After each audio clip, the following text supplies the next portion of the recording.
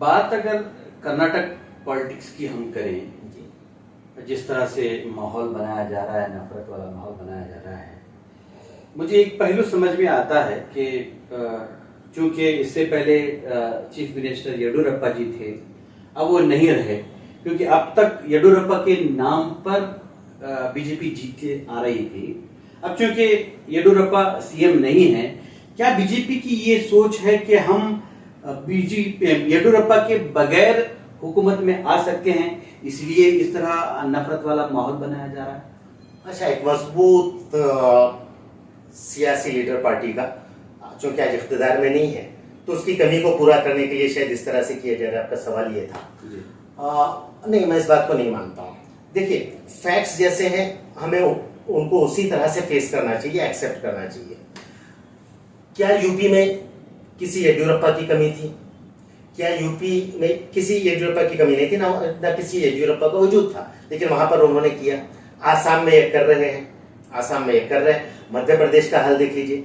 तो ये जो है ना, किसी लीडर की कमी को पूरा करने का नहीं है, बल्कि एक टाइमिंग। इन्होंने ये देखा कि यूपी का इलेक्शन का रिजल्ट आ गया, अब इसके बाद में उसी फॉर्मूले पर हम यहाँ अपने बलबूते पर इख्तिदार पर आएंगे, समझे? तो हम इसलिए ये तमाम वही स्ट्रेटेजी यूपी की यहाँ पे अपनाई जा रही है।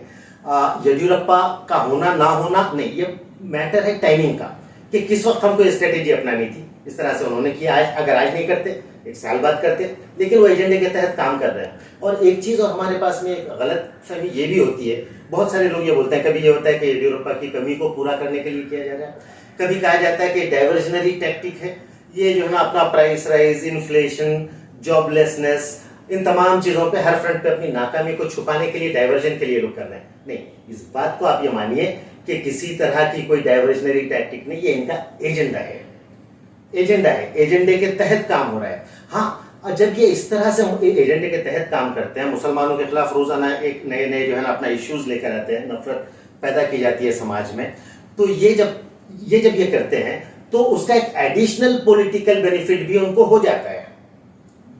ट्विन ऑब्जेक्टिव्स पूरे हो रहे हैं, एक तो अपना एजेंडा पूरा हो रहा है, और दूसरा ये जो है ना उसके साथ में अपना आवाम का जो है ना अपना डाइवर्जन भी कुछ इश्यूज से हो जाता है। लेकिन डाइवर्जन मेन इनका ऑब्जेक्टिव नहीं है। मुसलमानों के खिलाफ नफरत पैदा करना, इनका अरसा हयात तंग करना, ये इनका एजेंडा है, एजेंडे के हिसाब से काम कर रहे हैं। और उसके साथ में मैं एक चीज और आपको ये भी बता दूं कि बहुत ही सटल, गैर महसूस तरीके से तमाम हिंदू भाइयों के बीच जहनसाजी इस तरह की जा रही है कि वो लोग क्वेश्चन न करने लगे, अपने हक की बात न करें। अब आप उसके मैं एग्जांपल्स देता हूं कि खास अंदाज में जो ना जहनसाजी की जा रही है, कि जिस तरह से आप देख सकते हैं कि नोटबंदी का मामला, 8 बजे शाम में प्रधानमंत्री आते हैं टीवी पर, ऐलान करते हैं आज रात 12 बजे से ये करेंसीज, ये जो है ना अपना करेंसी नोट्स इलीगल टेंडर हो जाएंगे। 4 घंटे का वफा, अवाम उसे मान लेती है। अब उसके बाद कोविड का मामला, कोविड के वक्त में अचानक शाम के वक्त आते हैं प्रधानमंत्री और ऐलान कर देते हैं कि आज रात 12 बजे के बाद से पूरे देश में लॉकडाउन लगा दिया जाएगा। लॉकडाउन लगा दिया जाता है किसी तरह की तैयारी किए बगैर। लेकिन उसके बावजूद अब उसके बाद लोग जो है ना उस बात को भी मान लेते हैं, तकलीफें झेलते हैं। अचानक लॉकडाउन की वजह से तमाम ट्रांसपोर्टेशन सहूलतें बंद हो जाती है, लोग पैदल जाते हैं, रास्ते में कई लोगों की अमवात हो जाती है, भूखे प्यासे। लेकिन उसके बावजूद एक ऑरा जो मोदी के तरफ क्रिएट किया गया है, अवाम फिर उसके बाद में बस एक मोदी का ऑरा देखते हुए तमाम अपनी तकालीफ को ही भूल जाते हैं, क्वेश्चन नहीं करते हैं। फिर उसके बाद में प्रधानमंत्री पहले अपना मोहन भागवत साहब आते हैं, एक दफा अपनी तकरीर करते हुए कहते हैं कि हमको अपने ड्यूटीज पे ध्यान ज्यादा देना चाहिए, राइट्स पर नहीं।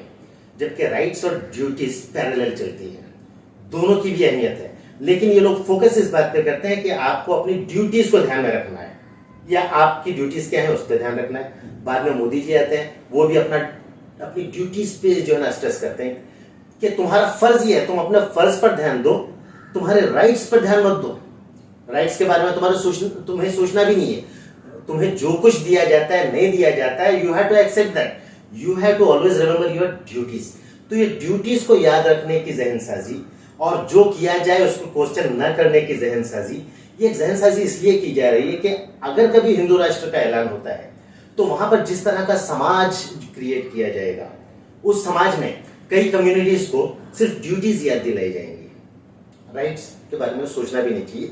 बहुत ही गैर महसूस तरीके से ये जो है ना एक जहन साजी की जा रही है कि लोग सवाल ना करें, लोग जो मिलता है उसको एक्सेप्ट कर लें और एक बहुत बड़ी अपना एक फिगर पेश के तौर पे मोदी साहब रहे, मोदी जी को पेश किया जाए, बस मोदी साहब जो कहते हैं हमें वो करना है। इस तरह की जहनसाजी की जा रही है। राइट्स के बारे में फोकस नहीं किया जा रहा, ड्यूटीज के बारे में याद दिलाया जा रहा है। जैसे बादशाहों के जमाने में होता था, बताया जाता कि तुम्हारी ड्यूटीज क्या है, तुम्हें अपनी रियासत से प्रेम करना है, तुम्हें राजा से प्रेम करना है, राजा के लिए जान भी देना, ये सारी तुम्हारी ड्यूटीज, राइट्स क्या है नहीं। वो इस तरह की ट्रेनिंग की जाती है कि ट्रेनिंग दी जाती है, जहनसाजी की जाती है कि उसके बाद जितनी वहां की प्रजा होती है बस बादशाह के लिए अपनी जान देना भी अपनी ड्यूटी समझती है, राइट्स की वहां पे बात नहीं होती थी।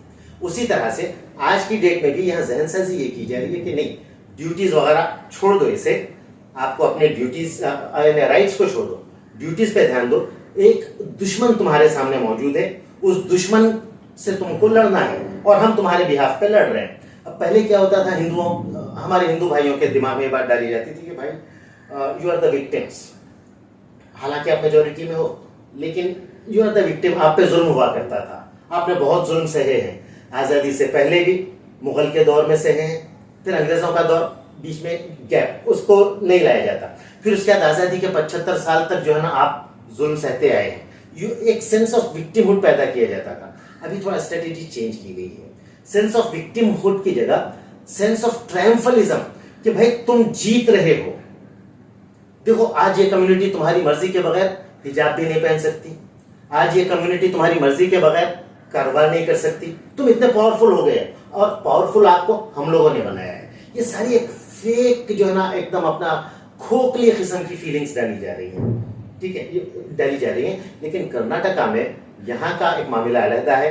यहाँ कुवेंपू का जो मामला था, कुवेंपू ने बहुत साल पहले जो है कह दिया था कर्नाटका के बारे में कि सर्वजनांगदा शांति अर्थोटा, तमाम लोग यहाँ पर रहते हैं इस गार्डन में जो शांति का गार्डन है, तमाम लोगों का गार्डन है, ये मैसेज दिया गया। तो यहाँ पर ये लोग, इन लोगों की कामयाबी बहुत ही डाउटफुल है, नहीं होगी।